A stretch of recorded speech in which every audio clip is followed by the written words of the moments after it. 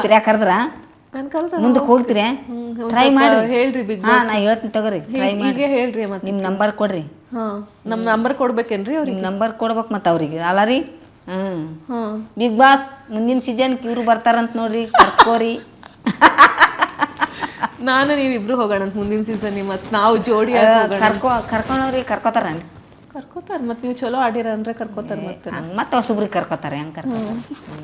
ಮತ್ತೊಬ್ಬರೊಬ್ಬರು ಒಂದು ಆಸೆ ಇರುತ್ತಲ್ಲ ಅವ್ರಿಗೆ ಹೋಗೋದು ಮತ್ತು ಹೋದರ್ಷ ಬಂದವ್ರಿಗೆ ಯಾರನ್ನ ಒಬ್ರಿಗೇನ ಕರ್ಕೊಂಡಾರ